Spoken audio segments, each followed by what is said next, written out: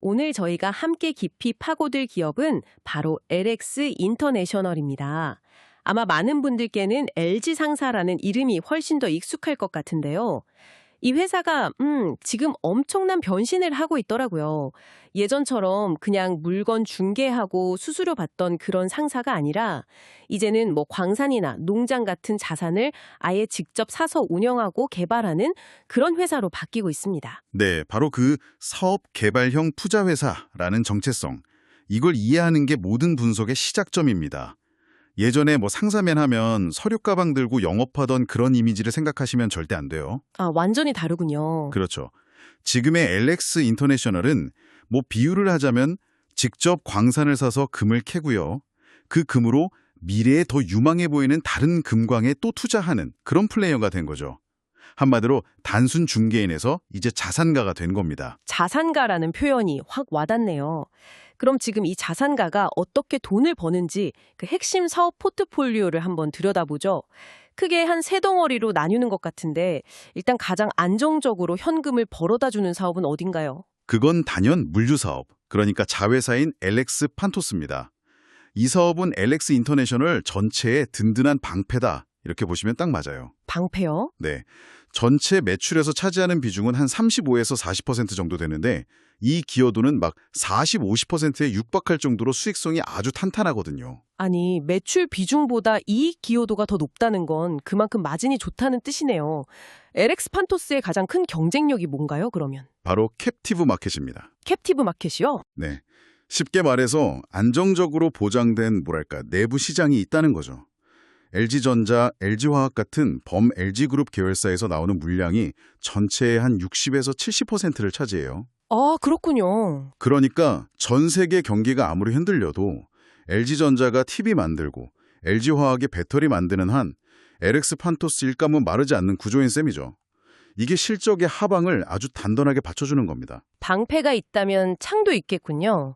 변동성은 좀 크지만 한번 터지면 어마어마한 이익을 안겨주는 그런 사업 말이죠.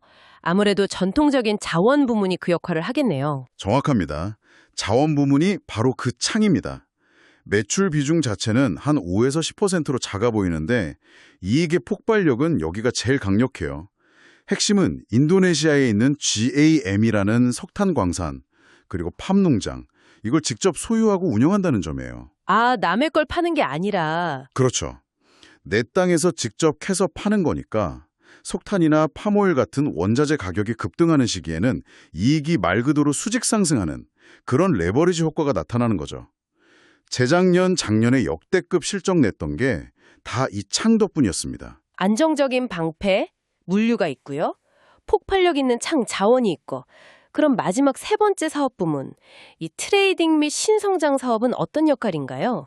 자료를 보니까 시장이 지금 가장 주목하는 부분이 바로 여기, 특히 니켈 사업이던데요. 네, 바로 그 지점이 이 회사의 주가가 앞으로 어디로 갈지 결정할 가장 중요한 변수라고 시장이 보고 있는 겁니다. 이 부문이 바로 LX 인터내셔널의 미래 그 자체라고 할 수 있죠. 매출 비중은 한 50에서 55%로 제일 크긴 한데 아직은 단순 중개무역이 섞여 있어서 이익률은 상대적으로 좀 낮아요. 하지만 중요한 건 그 안에 담긴 내용물입니다. 바로 2차 전지 핵심 소재인 니켈 사업에 본격적으로 뛰어들었다는 사실이죠. 아, 석탄 파는 회사에서 전기차 배터리 소재 기업으로 이 거대한 정체성 전환의 열쇠가 바로 여기에 있는 겁니다. 여기서부터가 정말 흥미로운 지점이네요. 모두가 주목하는 그 게임 체인저, 인도네시아의 AKP 니켈 광산. 여기서 AKP는 그 광산 소유 회사 이름인 거죠. 잠재력이 대체 어느 정도입니까? 이건 숫자로 말씀드리는 게 가장 확실할 겁니다. 이 광산에 묻혀있는 니켈 원광의 총량, 그러니까 자원량이 5,140만 톤이고요. 이 중에서 경제성을 따져서 실제로 채굴 가능한 양만 해도 3,600만 톤에 달합니다. 3,600만 톤이요? 네, 이게 어느 정도 양이냐면 이걸로 전기차 약 700만 대에 들어가는 배터리를 만들 수 있는 양입니다. 와, 전기차 700만 대 분량이요? 상상 이상의 규모네요. 그럼 이걸 앞으로 어떻게 캐낼 계획인가요? 인수할 때 당시에는 연간 생산량이 한 150만 톤이었는데 이걸 2028년까지 연간 370만 톤으로. 370만 톤. 네, 거의 2.5배 가까이 늘릴 계획입니다. 근데 여기서 정말 주목해야 할 포인트가 하나 있어요. LX 인터내셔널이 단순히 지분 투자만 한 게 아니라는 겁니다. 아, 그게 다가 아닌가요? 네, 광산의 직접 운영권을 확보했고요. 거기서 생산되는 니켈 물량 100%를 전부 가져올 수 있는 권리, 이걸 전문용어로 오프테이크라고 하는데 이 권한까지 확보했다는 겁니다. 아, 그게 중요하군요. 그러니까 내가 투자한 광산에서 니켈이 아무리 많이 나와도 내가 그걸 팔 수 없으면 의미가 없는데 생산량 전체를 마음대로 처분할 수 있는 권리까지 가졌다, 수익성을 극대화할 수 있는 구조를 짜놓은 거군요. 바로 그겁니다. 니켈 가격이 오를 때 그 이익을 온전히 내 것으로 만들 수 있는 판을 처음부터 짠 거죠. 그럼 단순히 광물만 캐서 파는 데서 그치는 게 아니라 그걸 가공하는 단계까지 직접 하겠다는 더 큰 그림도 그리고 있댔네요. 맞습니다. 그게 바로 업스트림에서 다운스트림으로의 확장 전략인데요. 업스트림, 그러니까 원료를 캐는 단계를 넘어서 다운스트림, 즉 그걸 가공해서 부가가치가 훨씬 높은 제품으로 만드는 단계까지 직접 하겠다는 거죠. 인도네시아 현지의 니켈 제련소를 직접 짓거나 아니면 지분을 인수해서 원광보다 마진이 훨씬 높은 니켈 중간재, 예를 들면 니켈 매트나 MHP 같은 형태로 가공해서 판매할 계획입니다. 이게 바로 배터리 제조사들이 최종적으로 원하는 형태거든요. 니켈 말고 다른 신사업 파이프라인은 또 어떤 것들이 준비되어 있습니까? 크게 한 3가지 정도 더 볼 수 있습니다. 첫째는 친환경 소재 사업. SK 지오센트릭하고 손잡고 썩는 플라스틱, 그러니까 생분해 플라스틱 PBAT 공장을 짓고 있고요. 아, PBAT? 네. 둘째는 신재생 에너지 사업인데요. 인도네시아의 수력발전소를 운영하면서 여기서 확보한 탄소 배출권을 판매하는 사업입니다. 그리고 마지막으로는 자회사 LX 판토스를 통해서 로봇 기반의 스마트 물류센터를 확대하는 그런 물류기술 고도화에 투자하고 있습니다. 들어보니까 니켈 광산 증설, 제련소 건설, 신사업 투자까지 돈 들어갈 곳이 정말 많아 보이는데요. 이 막대한 투자금은 다 어디서 나오는 건가요? 바로 여기서 이 회사의 아주 흥미로운 전략이 드러납니다. 한마디로 석탄으로 번 돈으로 니켈에 투자한다는 전략입니다. 재밌네요. ESG 때문에 전 세계적으로 약간 골칫덩어리 취급받는 석탄 사업을 오히려 더 확대해서 거기서 나오는 현금으로 미래 친환경 사업인 니켈에 투자한다라. 모순적인 것 같으면서도 굉장히 현실적인 전략인데요. 네, 바로 그겁니다. 신규 석탄 광산은 더 사들이지는 않아요. 하지만 기존에 가지고 있던 알짜 광산의 생산량은 오히려 늘려서 현금 창출을 극대화하고 있습니다. 대표적인 예가 중국에 있는 신구 광산인데 최근에 중국 정부 승인을 받아서 연간 생산 능력이 500만 톤에서 1000만 톤으로 정확히 2배가 됐습니다. 2배나요? 네. 여기서 나오는 막대한 현금 흐름이 니켈 사업 증설과 신사업 투자의 든든한 실탄이 되어주는 구조인 거죠. 전략의 큰 그림은 이제 명확하게 이해가 됩니다. 그런데 최근 재무제표를 보니까 2025년 3분기 누적 영업이익이 전년 대비 거의 40%나 줄었던데요. 이건 어떻게 해석해야 할까요? 겉으로 보기엔 실적이 나빠진 거잖아요. 네. 이익이 줄어든 건 사실입니다. 2025년 3분기 누적 영업이익이 2,367억 원으로 전년 동기 4천억 원대에 비하면 크게 감소했죠. 원인은 아주 명확합니다.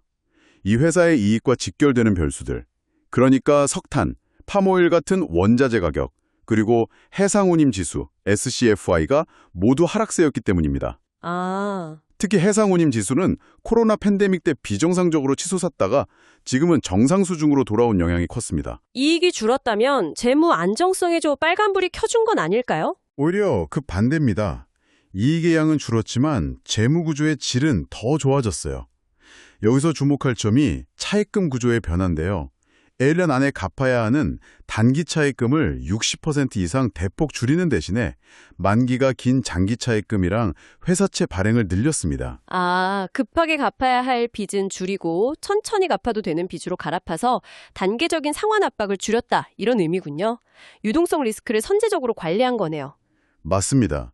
실제로 기업의 단기 지급 능력을 보여주는 지표인 유동 비율은 134.7%에서 154.7%로 크게 개선됐습니다. 이익이 줄어드는 상황에서도 내실을 다지고 미래 투자를 위한 체력을 비축한 셈이죠. 그렇다면 앞으로의 실적은 어떻게 전망되고 있습니까? 이제 바닥은 찍혔다고 볼 수 있을까요? 2025년 4분기는 몇 가지 일회성 비용 때문에 조금 부진할 것으로 예상되지만 시장의 눈은 이미 2026년을 향하고 있습니다. 진공가에서는 2026년을 이익 체력의 한 단계 도약하는 원년으로 보고 V자 반등을 기대하고 있어요. V자 반등이요? 네. 왜냐하면 석탄 가격 P가 지금 수준에서 크게 오르지 않더라도 중국 신광 광산의 생산량 Q 증대 효과가 2026년부터 온전히 반영되기 시작하고요. 여기에 AKP 니켈 광산의 이익 기여가 본격적으로 더해지기 때문입니다. 국내 종합상사 시장에서 LX 인터내셔널의 위치는 어느 정도인가요? 경쟁사들이랑 비교했을 때 어떤 특징이 있죠? 국내 종합상사 빅3라고 하면 보통 포스코 인터내셔널, LX 인터내셔널, 그리고 삼성물산 상사부문을 꼽는데요. LX 인터내셔널은 포스코 인터내셔널에 이은 확실한 2위 사업자입니다. 특히 이 셋 중에서 가장 저평가된 기업으로 꼽히죠. 가장 저평가되었다고요? 최대 라이벌인 포스코 인터내셔널하고 비교하면 어떤 점이 다른가요? 포스코 인터내셔널은 LNG나 구동모터코어 같은 미래 신사업에 대한 기대감이 주가에 먼저 반영이 되면서 성장주로 평가를 받고 있어요. 반면에 LX 인터내셔널은 아직 그런 미래 가치가 주가에 충분히 반영되지 않아서 압도적인 저평가 상태와 높은 배당이라는 매력을 갖춘 가치주의 성격이 훨씬 강합니다. 한쪽은 성장주, 한쪽은 가치주. 그렇죠. 한쪽은 기대감으로 먼저 달리고 있고 다른 한쪽은 실적과 자산 가치로 버티면서 변신을 기다리는 그런 형국이죠. 현재 주가 수준과 시장의 평가는 어떻습니까? 최근에 주가가 단기 급등해서 1월 16일 현재 35,000원 후반대에서 움직이고 있습니다. 증권사들이 제시하는 목표 주가는 보통 36,000원에서 4만 원 사이에 형성되어 있어서 일부 목표가에는 이미 근접한 상황이고요. 여기서 중요한 게 PBR 지표입니다. PBR, 그러니까 기업의 자산 가치 대비 주가가 얼마나 됐는지를 보여주는 주가 순자산 비율 말씀이시죠? 보통 1배 미만이면 회사를 다 팔아치우는 소위 청산가치에도 못 미치는 저평가 상태로 보잖아요. 네, 그런데 LX 인터내셔널의 현재 PBR이 0.4배 수준에 불과합니다. 0.4배요? 네, 회사가 가진 자산의 절반 가격도 안 되는 값에 거래되고 있다는 뜻이죠. 이 극심한 저평가 상태가 주가의 하방을 아주 단단하게 지지하는 역할을 하고 있습니다. 앞으로 니켈 사업의 가치가 제대로 반영되기 시작하면 이 0.4배라는 숫자가 어떻게 변하는지가 4만 원 선을 돌파할 수 있을지를 결정하는 관건이 될 겁니다. 투자자 입장에서 본다면 이런 가치주의 가장 큰 매력은 역시 꾸준한 주주환원, 즉 배당이 아닐까 싶은데요. 맞습니다. LX 인터내셔널은 국내 상장사 중에서도 정말 손꼽히는 고배당주입니다. 역대급 실적을 냈던 2022년에는 주당 3,000원을 배당했고요. 실적이 다소 조정된 2024년과 2025년에도 주당 2,000원 수준의 배당을 유지할 것으로 예상됩니다. 2,000원이요? 네, 현재 주가 기준으로 계산해도 기대 배당 수익률이 5.6%에 달합니다. 요즘 같은 시대에 5% 넘는 예금 찾기 힘든 거 생각하면 아주 매력적인 수준이죠. 배당 정보를 보니까 투자자들이 꼭 알아야 할 중요한 변화가 있던데요. 배당 기준일이 바뀌었죠. 네, 이 점은 정말 중요해서 꼭 기억해 두셔야 합니다. 과거에는 대부분의 회사가 그렇듯 12월 31일을 기준으로 주주 명부를 확정하고 나중에 배당금을 발표했잖아요. 그렇죠. 깜깜이 배당이었죠. 맞아요. 그래서 투자자들은 배당금을 얼마 받을지 모르는 상태에서 투자를 해야 했죠. 하지만 이제는 이사회에서 주당 배당금을 먼저 확정한 뒤에 2월 말경에 이날까지 주식을 가지고 있는 분들께 이 금액을 드립니다. 라고 기준일을 공시합니다. 보고 투자할 수 있군요. 그렇죠. 그러니까 투자자라면 2월 초에 발표될 배당액을 눈으로 직접 확인하고 투자를 결정해도 늦지 않다는 거죠. 훨씬 합리적으로 바뀐 겁니다. 자, 그럼 지금까지의 내용을 종합해서 투자자로서 LX 인터내셔널을 볼 때 핵심 투자 포인트를 한번 정리해 볼까요? 3가지로 요약할 수 있겠습니다. 첫째, 확실한 하반 경직성입니다. 앞서 말씀드린 PBR 0.4배의 극심한 저평가와 연 5.6%에 달하는 고배당 매력이 주가가 크게 떨어지기 어려운 안전마진 역할을 해주고요. 둘째, 강력한 성장 모멘텀입니다. 시장이 아직 이 회사를 석탄 회사로 보고 있을 때 2차 전지 소재 기업으로의 변신이 본격화되면 기업 가치 재평가, 즉 리레이팅이 일어날 잠재력이 크다는 거죠. 마지막 셋째는 이 모든 변신을 뒷받침하는 탄탄한 기초 체력입니다. 중국 석탄광산 증산과 LX 판토스의 안정적인 현금 흐름이 미래 투자를 위한 실탄을 계속 공급해주고 있으니까요. 물론 동전의 양면처럼 매력이 있다면 리스크 요인도 반드시 짚어봐야 합니다. 어떤 점들을 좀 주의 깊게 봐야 할까요? 가장 큰 리스크는 역시 원자재 가격의 변동성입니다. 이건 뭐 이 회사의 이익 구조상 어쩔 수 없는 숙명이죠. 특히 뉴캐슬 석탄 가격이 톤당 $100 아래로 떨어지면 자원 부문 이익이 급감할 수 있습니다. 두 번째는 만년 저평가의 함정입니다. 만년 저평가의 함정이요? 네, 전 세계적인 탈석탄, 즉 ESG 기조 때문에 기관 투자자들이 이 회사를 포트폴리오에 담기를 꺼리면서 아무리 실적이 좋아도 주가가 오르지 못하고 계속 저평가 상태에 머무를 가능성입니다. 다른 리스크는 없나요? 예를 들어 사업이 특정 국가에 너무 집중되어 있다든지 하는 문제요. 좋은 지적입니다.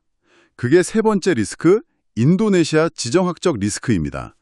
석탄, 니켈, 팜오일 등 핵심 자산이 전부 인도네시아에 집중되어 있다 보니 만약에 인도네시아 정부가 자원 보호주의를 내세워서 수출을 통제하거나 정책을 바꾸면 직접적인 타격을 입을 수 있죠. 마지막으로 당장은 계획이 없다고는 하지만 향후 언제든 불거질 수 있는 알짜자 회사 LX 판토스의 상장 이슈도 잠재적인 리스크로 남아 있습니다. 다행히 시장에 갑자기 풀릴 수 있는 주식 물량, 그러니까 전환사채 같은 오버행 리스크는 현재 없는 것으로 확인됩니다. 현재 시장은 LX 인터내셔널을 평가할 때 여전히 과거의 잣대, 그러니까 석탄과 물류라는 좀 낡은 안경을 쓰고 있습니다. 하지만 회사의 내부는 이미 미래를 향해서 빠르게 움직이고 있죠. 그렇군요. 결국 투자자로서 고민해야 할 지점은 바로 이것이겠네요. 시장이 과연 언제부터 이 기업을 미래의 관점, 즉 전기차 배터리 공급망의 핵심 플레이어라는 새로운 안경으로 바꿔 끼기 시작할 것인가, 그리고 그 거대한 인식의 전환이 시작되고 있다는 것을 가장 먼저 알려줄 신호는 과연 무엇일까? 이 질문에 대한 답을 찾아가는 과정이 앞으로 LX 인터내셔널 투자의 핵심이 될 것 같습니다.